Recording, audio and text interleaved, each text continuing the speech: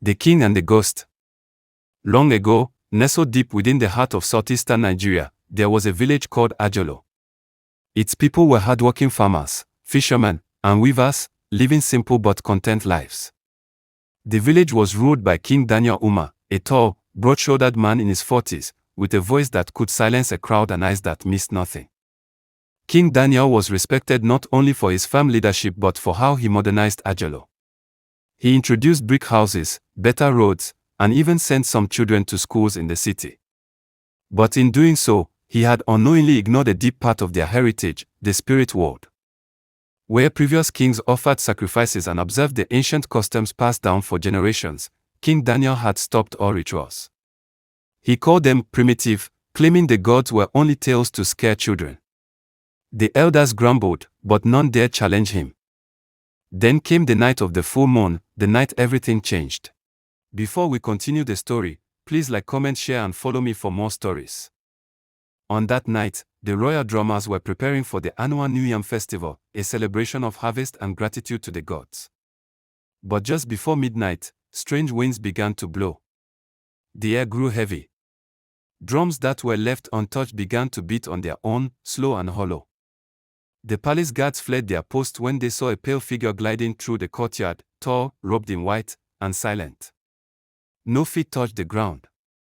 No eyes could meet its gaze. King Daniel was roused from his chambers by the screams.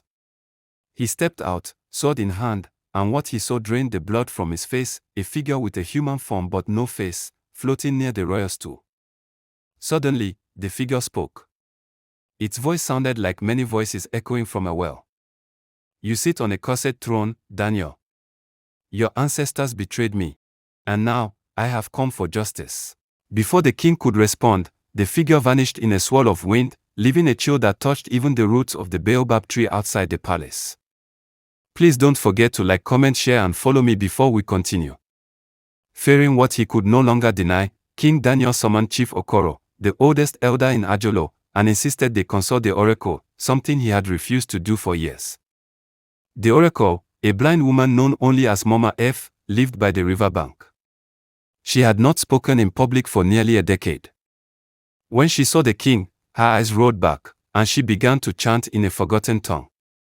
Then, her voice dropped and she spoke plainly. The ghost is not a stranger.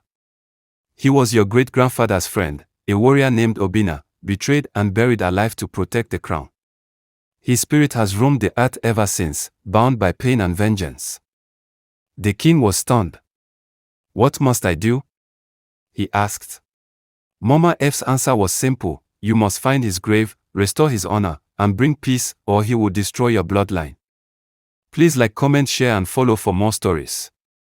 Guided by Amoka, a young girl who often saw visions in her dreams, King Daniel and a small group of elders set out into the forbidden forest, a place no one had dared enter for generations.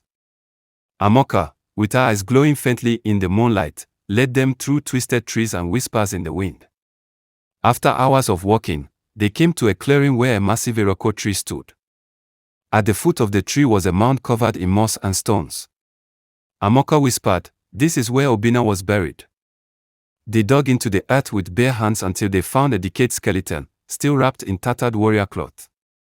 King Daniel fell to his knees. With tears in his eyes, he called upon the spirit. Obina, warrior of Ajolo, I restore your name. I, Daniel Umar, king of this land, return to you the honor stolen by my forefathers. May your soul find peace. Suddenly, a strong wind swirled around them. The tree swayed. The sky cleared, and for the first time in days, the sun broke through. Amoka smiled faintly. He is gone. He forgives you. As we continue the story, please like, comment, share and follow. After the ritual, peace returned to Ajolo. The strange occurrences stopped. Crops flourished, and even the sick began to recover. King Daniel reintroduced the forgotten customs, not out of fear, but out of respect. A new shrine was built in Obina's name, and the people gathered every year to honor the warrior whose spirit had waited a century for justice.